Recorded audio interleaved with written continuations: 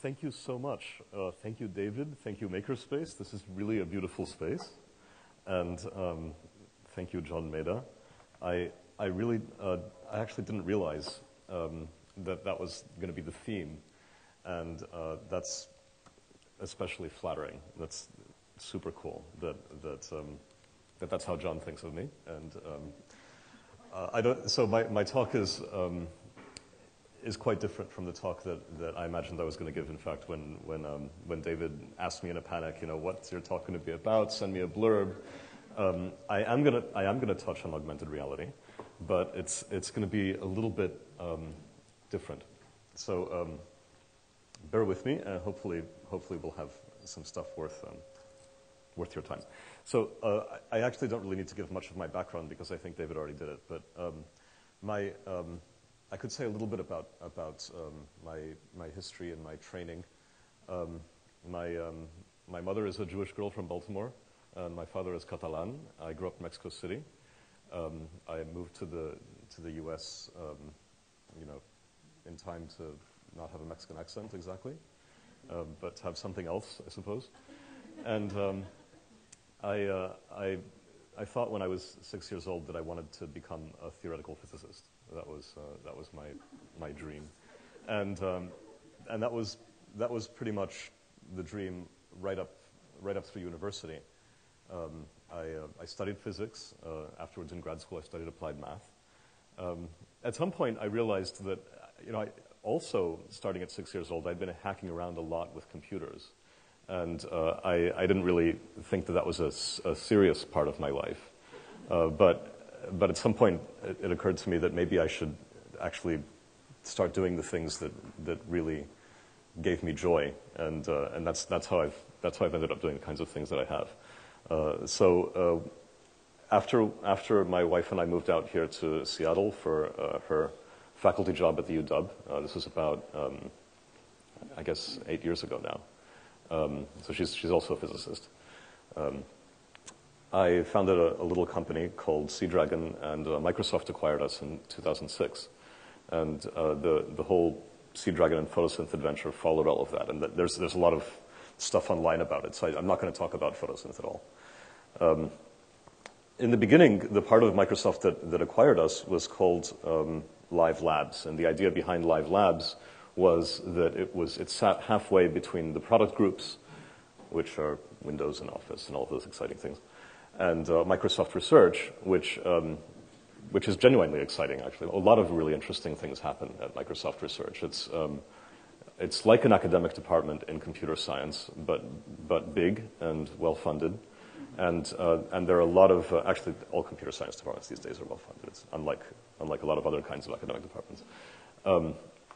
A lot of interesting things happen there. One of the things that really impressed me when I first came was that the SIGGRAPH conference, which is all about computer graphics and things, something like a third of the papers at SIGGRAPH had Microsoft Research co-authors in the year that I arrived. I don't know what it's like now.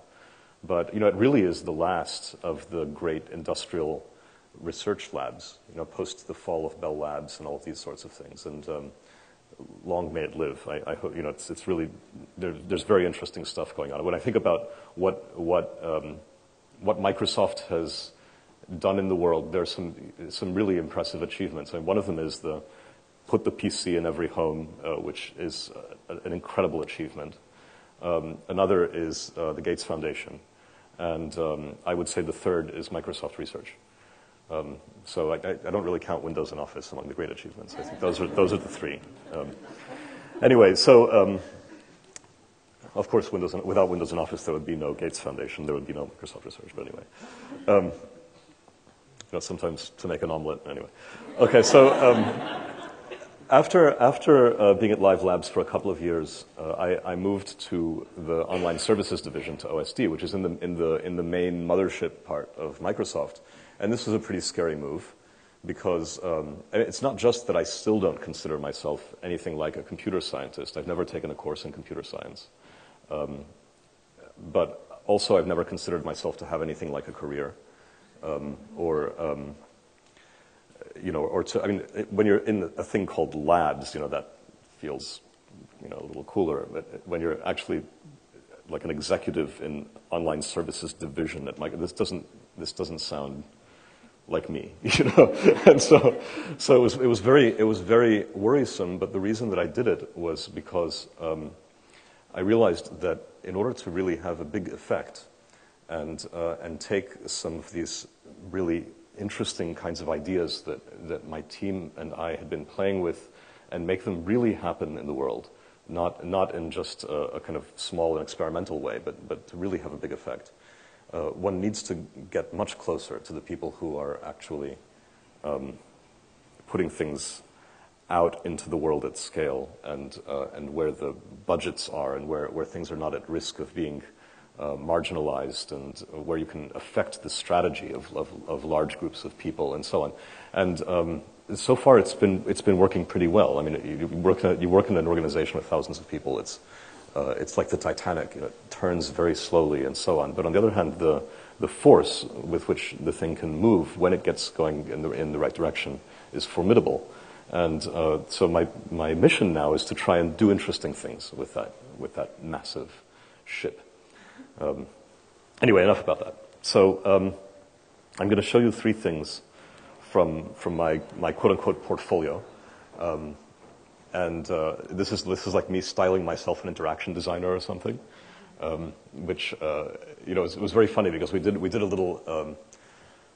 little documentary about interaction design. Some of us associated with that community in Seattle and in California, and we all did interviews, and this was called Connections. And the interesting thing is that all of us led by saying independently, without talking to each other, well, we don't really consider ourselves designers. We all have this kind of imposter syndrome about whether we're designers or not, because few of us actually have ever gone to design school or had any sort of training in the classical design disciplines. And yet there seems to be something emerging that's in that space, that's not exactly design as one thinks about it in the classical sense, but it's about the way people interact with things that are becoming less and less special purpose, more and more general, more and more connected with information, and more and more animate, I suppose. We're in this stage in history where we're making the things that some people say are going to eventually surpass us. I'm not even sure that it's meaningful to talk about the things that we're making surpassing us, in the sense that the network of interactions between what we are and what we make, I think, will make it very difficult to say what is the us and what is the thing that's surpassing us when we look, say, 30 or 40 years down the line. So that's the space that I'm interested in. So I'll start very, very modest with a little tiny, we called it an out-of-the-box project called Gaspard. And the idea with these is that, since I first brought my startup to Microsoft, we've had these weeks in which everybody stops everything they're doing and does something random. I'm sure many of you have done similar sorts of things.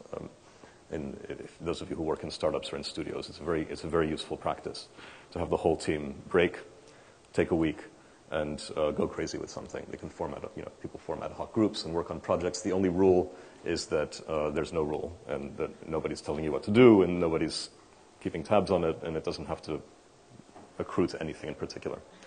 So the contrast is not so great on this screen, but I'll play this video anyway. No, let me talk for a moment first about what the idea was. I was really frustrated by progress bars, and the progress bar is a really fucked up thing. It's especially fucked up in a universe in which the behavior is non-deterministic, because the thing that you're measuring the progress of involves, say, internet stuff and going to servers and fetching back things. And operations for which there are no good statistical models for how long they're going to take. Sometimes something stalls and it takes a really long time. Sometimes you don't know, like, is it working? Is it not working? Sometimes it's very uncertain. Sometimes it's certain. But the one thing that is a rule is that almost no progress bar actually goes from beginning to end in an orderly way, and gives you a satisfying feeling of something actually getting done. So when I started thinking about that problem, I attacked it in my typical sort of dorky way. There's a math side, and then there's another math side. So the first math side is how do you estimate how long something really is going to take? And so there was some geeking around with how you can insert little they're sort of like breakpoints into a piece of code that will measure statistically and learn how long things actually take, and also what all the errors are, and build a model in this very, very lightweight way that would actually be able to drive some visualization, some kind of progress bar in a way that's driven by real data and not some bullshit that some programmer put in. So there was the actual measurement part, but of course the measurement part also tells you that a linear kind of progress bar in which you're expressing amount done with one number is absolutely inadequate to telling you what you need to know. You really need to know three things. You need to know, is it working? Like, is something happening? And the barber pole, kind of designs, are an attempt to do something like that. And those came in, of course, around the same time that web browsers came, which is not a coincidence. Like, I don't know when the fuck it's going to happen, but something's going to happen, So there's is it doing anything? How much of it do we think is done so far, and how much to go? And how uncertain is that? All right, so 3 parameters. Now the other geeky part of my brain is thinking, all right, let's make a 3-parameter visualization. And so the way to do this, since I have no design skills and I'm unable to draw anything, is with a simulation of a physical system. To me, what this looks like is a container filling up from the left. So let's turn it around and pretend that it's something filling up like this. And normally this is a fluid filling up, right? I'm pouring stuff in and it fills up until it reaches the top.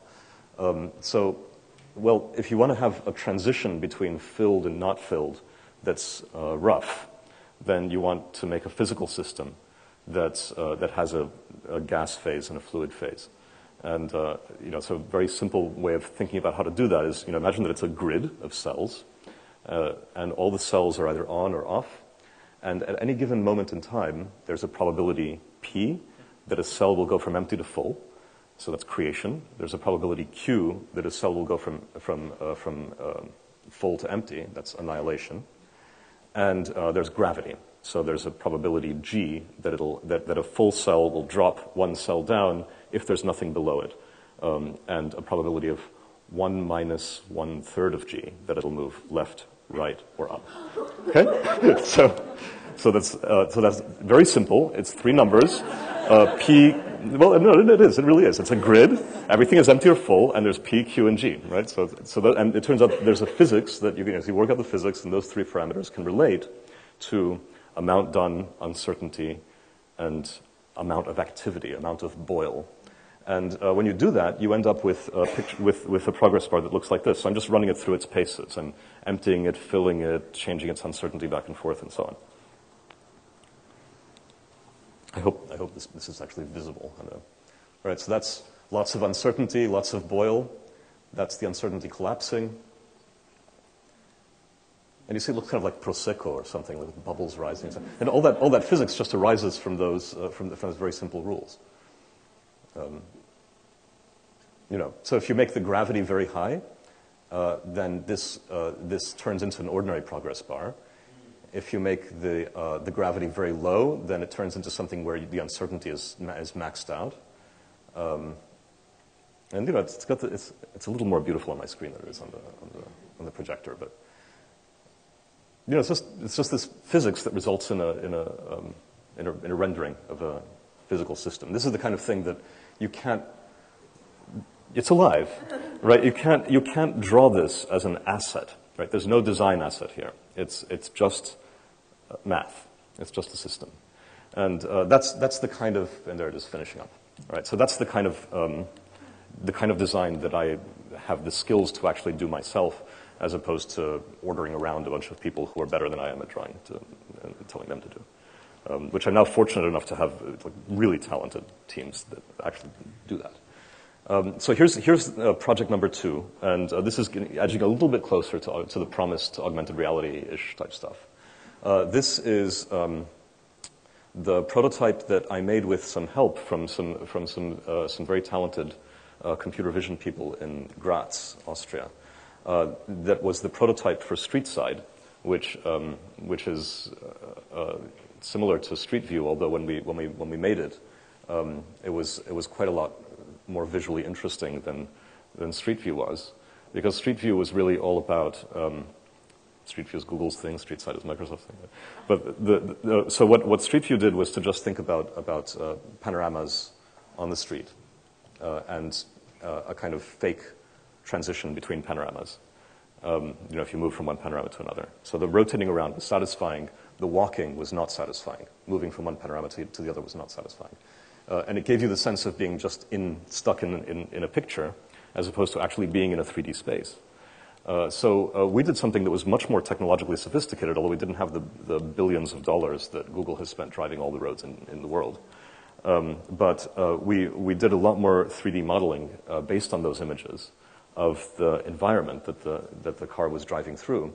And based on that, you can do something really fun with the transitions between panoramas that gives you a much deeper sense of immersion in the space.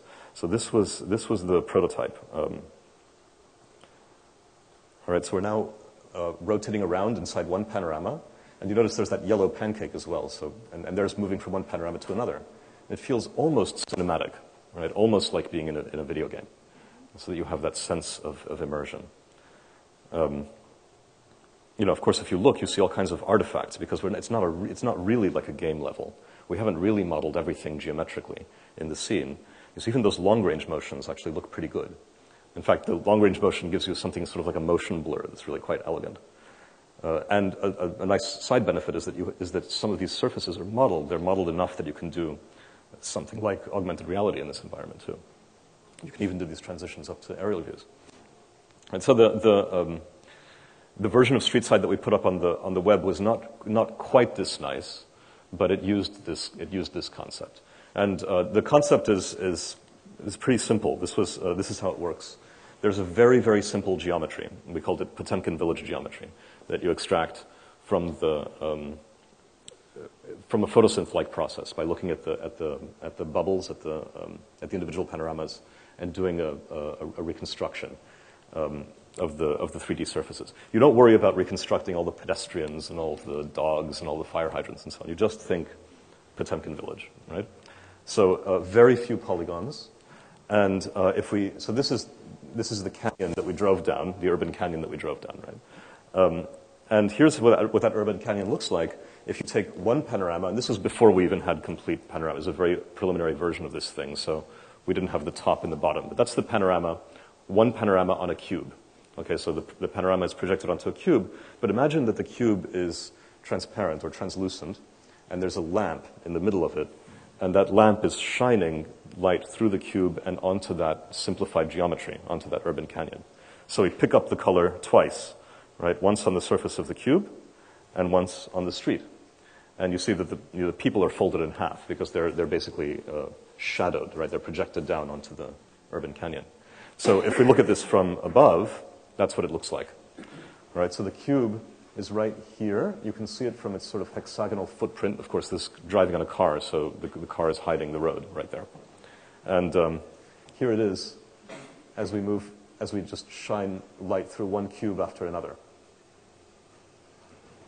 So it looks pretty odd from above, but what you were just seeing before was exactly the same thing, just instead of discontinuously lighting up one cube and then lighting up another cube, we were cross-fading them a little more elegantly, and instead of staying fixed from the point of view above, we were moving from the point of view of one cube to the next, to another.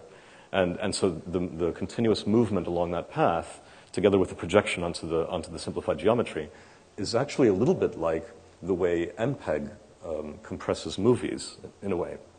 in MPEG, you think about these motion vectors for blocks that are a predictive encoding of what the next frame will look like based on a deformation of the previous frame.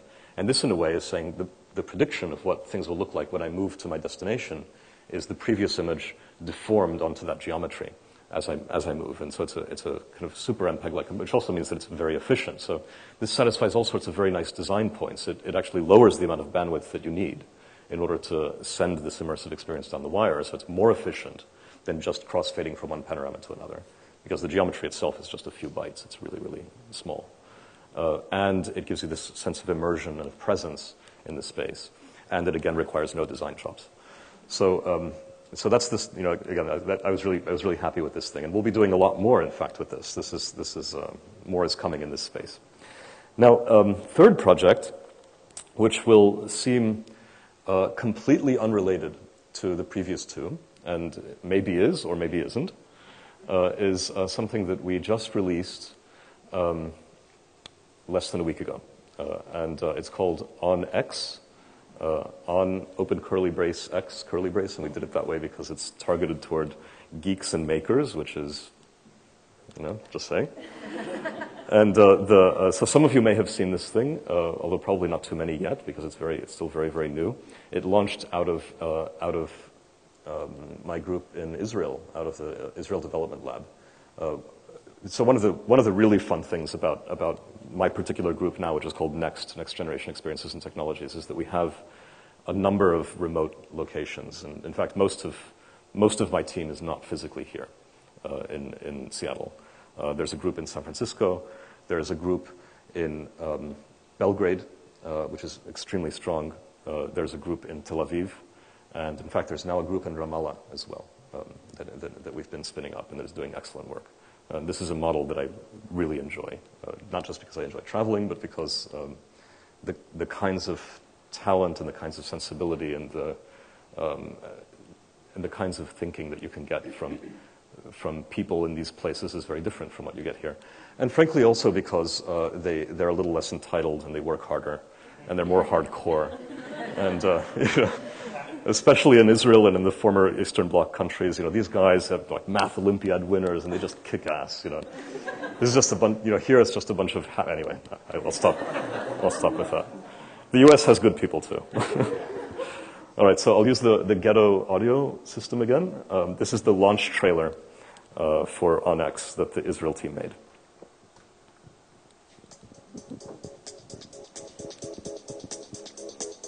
Smartphones are an integral part of our lives. We use them for practically everything. The phone is our navigation system, our camera, our calendar, our connection to the web. But the way we use our smartphones today is just the tip of the iceberg, and so much more can be accomplished.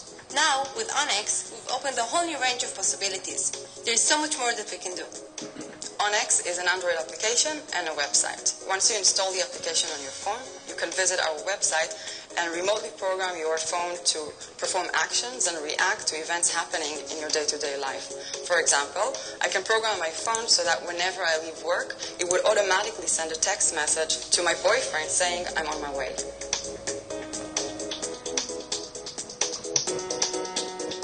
Lucky boyfriend. Every day we use different applications to get things done, but it's not always easy to find just the right one. Also, not for everything there is an app. Apps are usually created for a wide range audience.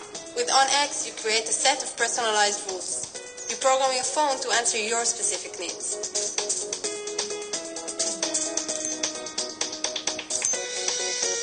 On the website, we have the recipes page. Recipes are templates that we have created, which you can easily modify even if you're not a programmer. The code behind each recipe is available, and developers can create their own rules based on it.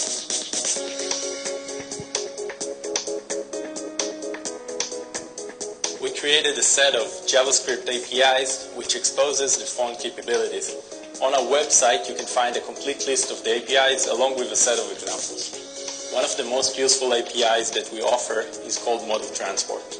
Mode of Transport is the ability to detect whether a user is walking, running, or driving a car. Developers can use it to create cool scenarios. For example, you can program your phone to automatically remember your parking spot when the mode of transport changes from driving to walking. Once you created your own rule, you You can discuss it with other users in the Onyx forum. This is a great way to get feedback from others. You can also publish a rule as a recipe and let other people use it. Like any recipe, developers can now edit the code and go wild with it. With Onyx, we've created a platform that opens endless possibilities. The true power of our phone is now unlocked. We're very excited to see how developers will use it to improve our day-to-day lives. Okay, so that was 4 days ago, and the response has been really pretty fucking awesome, actually. This was the top comment on YouTube, which also got a thumbs up from the team, and I would have to agree with that. And this was our reviews on the Android app market. So this was a very, very interesting learning, and it was something that, in retrospect, it's one of these. Of course, I should have known that. 769 one-star reviews, and then if you leave those out, this nice distribution that suggests that people love it.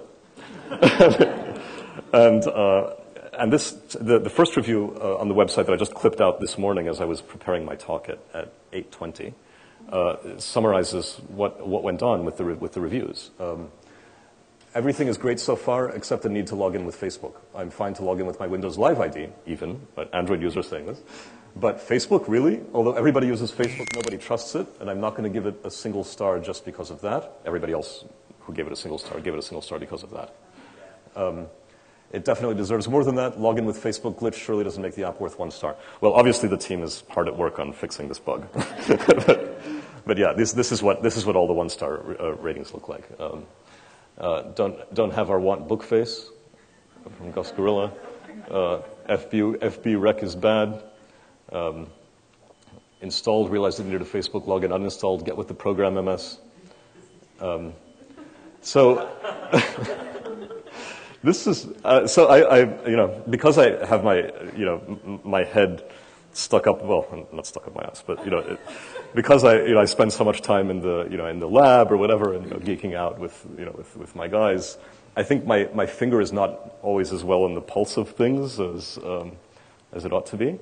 And my feeling is that this is actually something that is not just about Android users, and not just about Android users who are geeky, who are into this kind of stuff, which is, of course, the predominant audience for this thing, but is also an effect that has really ramped up in the last couple of months. I think this is this is not the sort of thing that if we had engaged in some user research program 3 months ago, I think we would necessarily have reached the same conclusion. And that's really interesting. So I'll just leave you with that thought. But I like that we didn't do any user research and that we instead moved extremely quickly and made this as fast as we could and released it and see what happened, because this is a very strong signal. We don't have to argue in conference rooms about well, what should our login strategy be?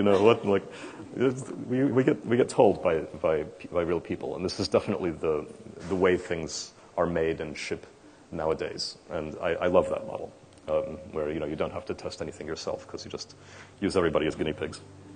That ensures, of course, that you spend your effort working on the right things and not working on the wrong things.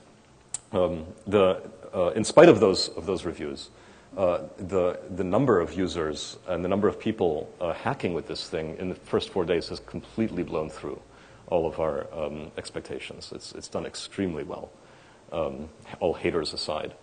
And the forums are super active with, so again, I just captured this a few minutes before coming up on stage, and there's a very active community now already formed around making these different kinds of rules and figuring out new scenarios and coding them, and even making new websites that add capabilities to Onyx and so on. So it's really pretty cool.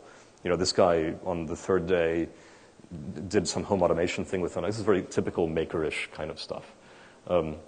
So this is great. This is really fun. What about augmented reality? All right. So, in fact, I think I'm probably technically out of time now. We should be switching to Q&A. But let me talk a little bit about why I think this is interesting, and about metaphors, and about how this connects with augmented reality, which are the three complex ideas that I'd like to try and finish with. First of all, why the hell do we call these things phones? You know, it's the idea that you have a phone app on your phone tells you that it's not a phone, right? And I think this is kind of it's a metaphor problem. It's both a superpower and a problem. It's a superpower in that our ability to use language and to use metaphor is actually what makes us able to invent, and what makes us inventive and what makes us human in that way. Without language, you don't, I mean, I don't care what people say about visual creativity. I feel like I'm visually creative, but language is the thing that lets you actually come up with new ideas. And one does it by metaphor, by metonymy, and by all these kinds of semiotic tricks. I don't know how many of you listen. I suspect most of you listen to Radiolab, right? There's this awesome colors episode of Radiolab that I just listened to in the on the bus the other day, and it's about the invention of the words for colors and the way the word for color for different colors in different languages historically, they've all come in a very stereotyped sequence with red first and blue last in the language, over historical time. And this is why, for example, in Homer, there's no mention of blue, because there actually was no blue in Homer's time. This is one of the last colors to show up in the lexicon. And people's ability even to perceive blue, I mean, it's not that you're not seeing it, right? You see it with your eyes, but you don't have a name for it, and that feedback loop that's created by naming the thing and by reinforcing that sensory motor loop, in effect, that says, this perception is blue, blue is what this is, what I'm seeing is blue, creates an inability to really, you sense it, but you're not able to act on it, you're not able to differentiate it from other things that are nearby in the color space. And so, this to me is just another interesting point of evidence about how fundamental language is in shaping our understanding of what is around us and in giving us the tools that we use to think and to invent. Now, the way we get tripped up, though, is that we are always groping for metaphors and groping for language to describe the things that we want to do. And in the process, we use metaphor to carry over ideas onto new platforms, and we don't understand what the new platform really is until later. And this is the kind of metaphor two-step that I'm alluding to in my title. So my new crackpot theory of invention is as follows. You first innovate platform, and changes in platform, and we've seen all kinds of interesting changes in platform over the past decade, right? So you guys know what I'm talking about.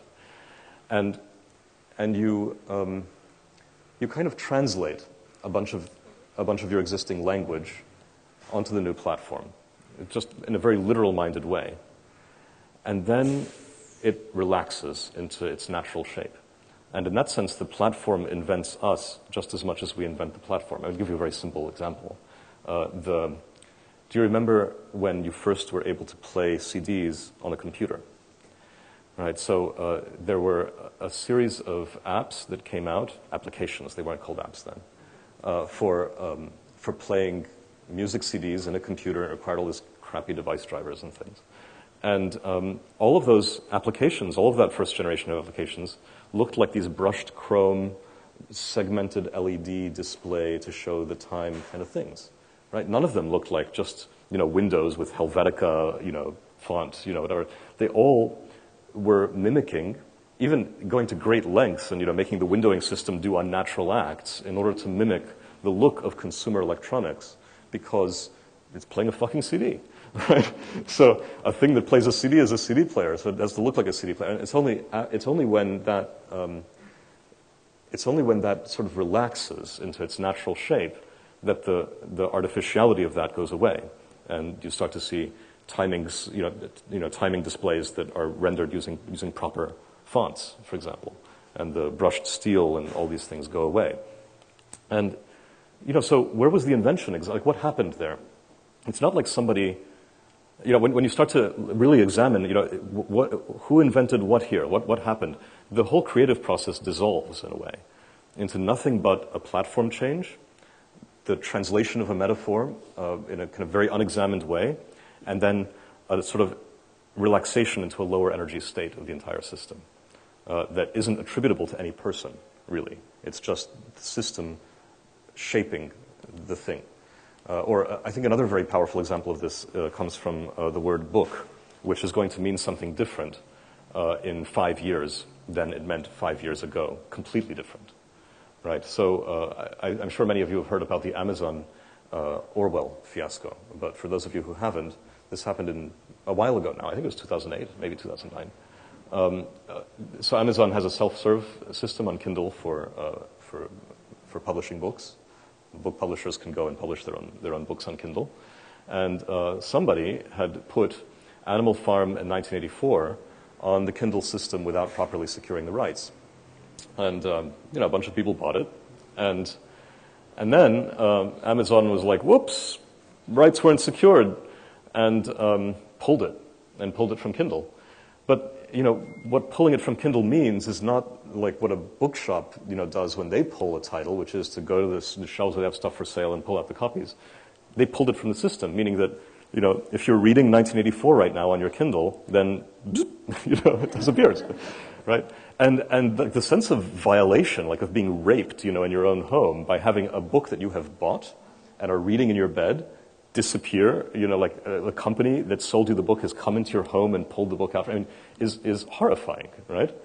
Whereas if it were more like, I have a web service, and I'm just, I have a subscription web service, and the subscription is suspended or something, that doesn't strike that same chord in us, because metaphorically we don't think about the thing being physical and being in our house. We just think about a pipe, or we have a different series of metaphors at work, and we don't examine these things. When we say book, like you buy a book, and at the checkout counter it's like, do you want it in red or do you want it in blue? Do you want the ebook edition or do you want the paper edition? But these are completely different things. The two have nothing to do with each other than the text.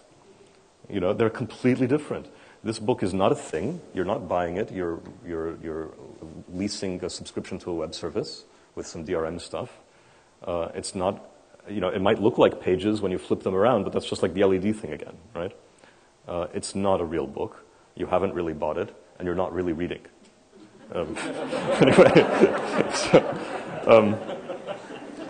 So anyway, what we're trying to do with this Android experiment, and some of you may be wondering, like, what the fuck is Microsoft doing, making an app for Android? Well, it turns out, there's a politically correct version and a less politically correct version way of saying we couldn't do it on any other device. Android is the only platform that is foolhardy enough to actually allow access, for any installed app to all of the crazy things that we actually hooked this thing up to. And there are actually pretty good reasons for not allowing access to all of those sorts of things. You can make horrible spyware by doing that. Of course, OnX is the opposite of spyware. It's empowermentware. You do things to your own device. So everything you put on there is your own. But in any case, where was I?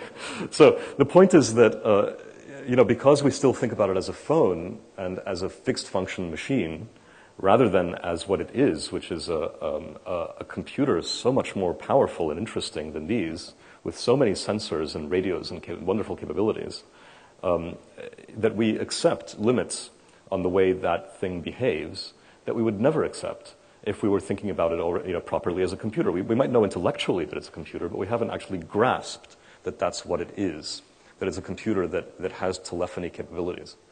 And if we did grasp that, then why would we take it for granted that the incoming call signal automatically launches the built-in telephone app, and that's somehow not controllable, like that switchboard is hardwired into the machine. This is nuts, right? If it's really a computer, then why is that switchboard not available to me to hack? So that's really what the OnX project is all about. And the way that it connects with augmented reality, and I'll leave this fairly impressionistic because I see a long and interesting future that connects a lot of the threads that we've been working on at Next. But I'll leave you very impressionistically with this. We talk a lot about augmented reality, about what it means to bind things to the environment, to do it, using the magnetometer and the compass and the accelerometer, to do it using video displays, to do it using the camera, whatever. But it always starts with launching an app, right? There's like an augmented reality app.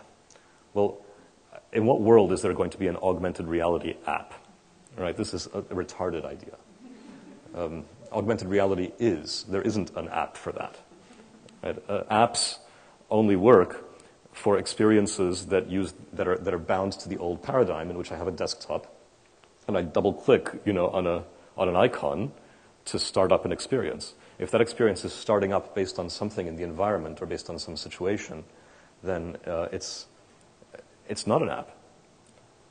And what am I going to do? Like have one augmented reality app which is about the launcher for all of those things? Then why the hell is that not called the phone or the computer or just me, part of me? So that's where all of these things connect. And I'll leave that slightly cryptic, but I think you all have imagination. Okay, do we have any time left for questions and things? Yeah. And if you could repeat the question too. Yeah, of course. And 9:48. Ooh, I've really overrun. Is it okay? Sorry. Yes. Okay, so what you're talking about is programming the phone. Like I knew people in the ad really lost it. Mm-hmm. So with all of this programming would be somewhere in some cloud so that any phone I got, I'd access that. Yeah, that's right. So it's really so Onyx is a website. And the reason we needed a Facebook login or some kind of login is to bind the phone to an ID on the website. So it's really on the website that you make your rules. Sorry, I didn't repeat the question. The question is, if you lose your phone, isn't that going to be annoying because you've now done all this customization, basically, right? It's not just a matter of installing apps. You've now written scripts or done crazy stuff, right? But no, the scripts are actually on the website. They're on your. You make them that way, and you send them and you beam them to your phone, and and in fact, if you lose your phone, hopefully you've made a script that lets you, send it a text message like "Where are you?" and it'll beam back to you its location. Right? Then maybe even if it gets stolen, you'll have recourse. And you don't have to pay some carrier for the privilege to do that. Next question? Yes? Do you think the modular upgrade, so if we need to modularly upgrade a phone, do you think that'll be reduced with this idea of constant software upgrade? Yeah, this is a really great question. So do I think that the need to continually upgrade the phone is going to be helped by this kind of approach with Onyx? So yes and no. I mean, on the one hand, the hardware is advancing very fast, and so there are always reasons for creating more e-waste, unfortunately, still. Just in terms of the basic capabilities of the device. But on the other hand, when we think about the programmability of the phone and about all of the software aspects of it, yeah, I think that the way the boundary works right now between operating system and app and other is all wrong. So Onyx is actually very much inspired by Node.js. To those of you who are on the very geeky end of the spectrum and know about this, it's all JavaScript, which is a language that I think is sure to survive for quite a long time because, of course, that's the language of the web. But it also, with Node.js, is a language that you can use to program a server too. And that turns out to actually work really beautifully and be very efficient. So little pieces of JavaScript functionality can flow back and forth now between the server and the phone. They can run on the device, they can run on the server, they can look like apps, and they can access hardware capabilities without being intermediated by all of these device-specific and operating system-specific interfaces. So I do see it as an interesting tool. I mean, if we really think about where this goes, yeah, you can make a much more fluid system where all of the behaviors of the device and all of the things that we now think about as apps are more web-like. Right? Well, so when you disrupt, you have to disrupt the business model too. Sorry, how do you still make money off of that shit was the question. You know, if you cling to the old ways of making money as the platforms change under you, then you die. And I see that as part of the work of our group in Online Services Division, to disrupt along multiple axes and try to help understand what those next models are. But you know, if you don't innovate the business model, then somebody else who has nothing to lose will innovate it for you, right? So there are good reasons for big companies to try and disrupt themselves that way. You said that Android is the most open platform, which is why this works on that. And in the last 4 days of it being in action, have you seen anybody post any recipes that are malicious? Well, we're still moderating. So in other words, we didn't quite have the guts to just, I mean, of course, anybody can post any JavaScript anywhere they want, you know, and say, here, you know, copy this, you know, try it out, right? But we didn't quite have the guts to make it possible for somebody to, you know, literally just put a recipe up and with one click have somebody else download and install it. We want this to be a little bit safer than that for now. Because, yeah, in theory, you could maybe post a recipe like on phone unlock, lock phone, right? But as far as I know, we haven't actually seen any of that. I think that the yet, right? As yet, the numbers of users, I mean, it's in the tens of thousands now, and those early adopters seem to be very community-minded and very interested in doing constructive things so far. But I would be surprised if it doesn't hit the 15-year-olds at some point. Yeah. Going back to what you were saying about words and language, do you think the term augmented reality is a little wonky? Of course. So, given all the pontifications about language and so on, don't I think that the term augmented reality, which I have in big print on the screen behind me, is bullshit? And yeah, of course. I mean, I don't think that it's. I think every phrase, every term of art, whatever, should be questioned and should be unpacked carefully. And these words have all kinds of problems. But again, it's double-edged, right? Words are a tool, and words are a curse. And so first you mine the tool for everything it's worth, and then you start taking it apart and see what's broken about it. So I think it's useful too. But yeah, there are all sorts of things wrong with it. And frankly, a lot of the special sauce or the magic that we can make, the secrets that I'm not going to tell you about, come about through unpacking these words and trying to be just a little bit ahead of the curve in understanding what's broken about the language. Right?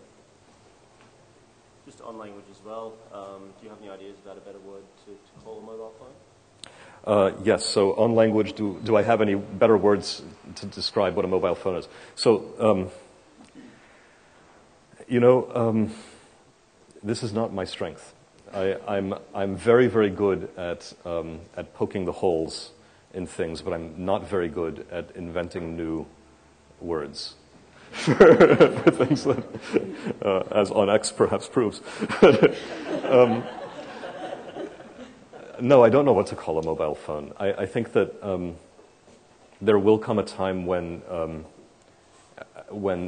it won't really make sense to call a mobile phone anything, in the sense that, of course, the squickiness, right, the sense of creepiness that we get when we think about some of these things is based on the degree to which they are alien to the way we think now. But there will come a time when these things are so implanted and so enmeshed with us in some way that it'll be like a technical term, like pancreas. That's my guess, but I don't really know. No, I don't have a good word. Sorry. Anything else? Yes. What's you've talked a lot about the mobile experience. How do you see the desktop computing experience evolving based on the work that you're doing with the mobile experience? The question is, how do I see the desktop experience evolving based on the work that I'm doing from David? And Microsoft makes a lot of money from desktops and laptops, which are, I guess, the same thing. And it really depends on the time scale over which we ask the question. If we look in the very near term, it's clear that these kinds of machines are going to be around for a while, because nothing comes even close to a keyboard and a pretty big screen and conventional pointer and so on when it comes to writing a novel, or programming or whatever, right? I've seen people try and do these things on iPads, and but it's not. So for at least a few years, I think that there's a very solid story for what these things do. I mean, a lot of the erosion or the changes in the market dynamics and so on around this really is about a kind of awkward period when these things were also being used as pieces of consumer electronics. And what I mean by consumer electronics is about consumption as opposed to about production or about heavyweight work.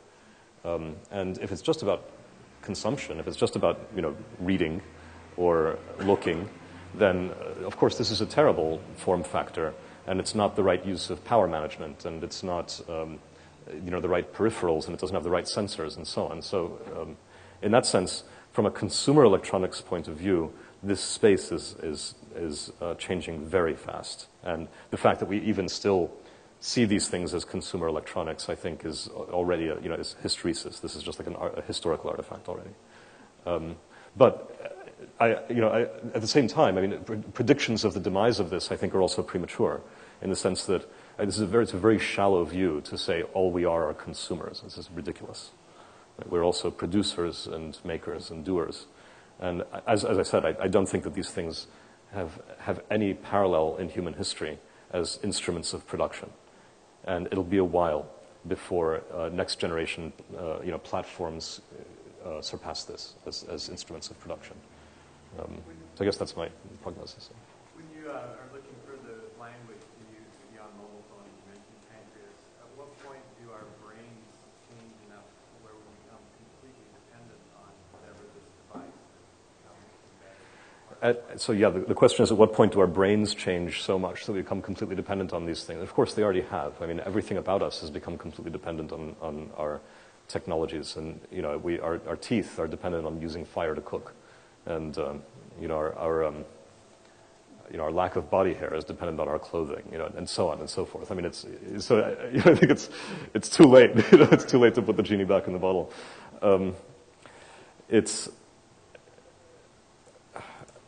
Again, I don't really know, in the sense that, and of course I don't know. This is speculation, but we can talk about long-range trends, and then we can try and look at shorter-range things, like what is the relative speed of innovation in the ordinary technologies versus the kinds of biotechnologies that will lead to much more profound changes in the way we work, right?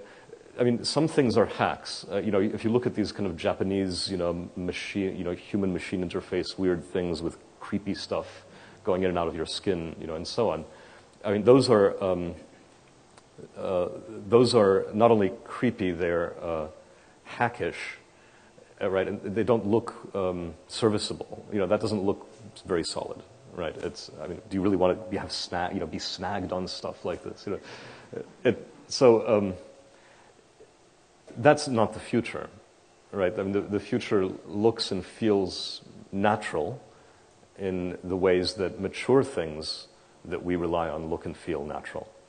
So, the genie's already out of the box, and I think that when things come into balance, you have an elegant and natural system, and when there are things that are in transition, you have awkward stuff, like plastics that don't recycle, like cell phones that launch apps to receive calls that are hardwired, or like CD players that have segmented LED displays, or like tubes and wires coming out of your brain.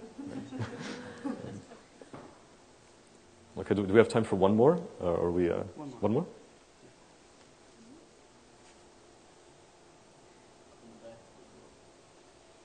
Hey.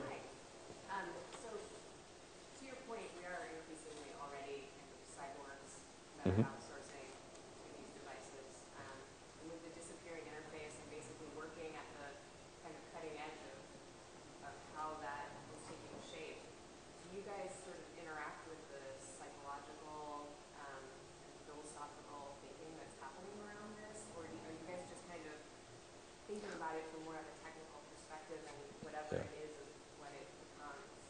So the question is, are you guys just a bunch of geeks that, spend all of your time solving technical problems instead of thinking about where this is all going and what is the philosophy of it and so on and so forth? So look, I mean, the fact that I'm talking about this stuff the way I am here, I hope is suggestive of the fact that at least, I'm thinking about those things. I know that some of us think about those things. Most of us don't think about those things. No, most of the time. Most of the time you're thinking about that, and this is true for me too. Most of the time I'm thinking about the technical problem in front of you and how do you solve it and what do you do, right? And sometimes when you zoom out and you take the 30,000-foot view, it's about Microsoft strategy and all this, which is not about that either, right? So I try personally to zoom out further a fair amount, in the shower or when I'm scribbling bullshit on my blog or whatever. And I think it's very important for us to be zooming out further and thinking about these things. I don't think that the people who spend a ton of time thinking about language and about these future things are as well connected with the realities of the technology and of what is actually going on now as they ought to be. And they sometimes end up sounding very foolish because of that lack of connection. And similarly, people who are very, very technically focused and are working only on these kind of local optimizations sometimes end up doing very foolish things like making their website require a Facebook login because they didn't pick their head up, right, and look at what's going on around them. So I think there's a lot of arbitrage to do there. There's a lot of value to be gained in having more of that connection between the high level and the low level thinking. But if you're asking a more morally tinged question, which I think at some level you are, like, should we be doing this? Is this really the right thing? We can make a lot of good and bad moral decisions as people and as organizations, and I'm certainly trying to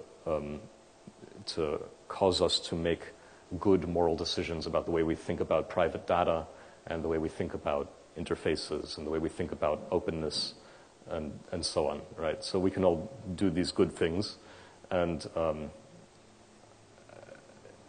but in terms of the very, very large scale stuff that we're talking about, it's like evolution. These are forces that are so much bigger than those individual choices. I mean, this is now a kind of kooky belief, I suppose, but my sense is that in that larger scale picture, there is a movement toward more order and more peace and so on. I think that the larger scale thing actually does result in what you might think about as better morals. But there are lots of backslips along the way and lots of problems that come up and lots of metaphors that get twisted around the wrong way along the path. I don't know, it's not a very satisfying answer, but that's what I thought. All right, thank you all so much.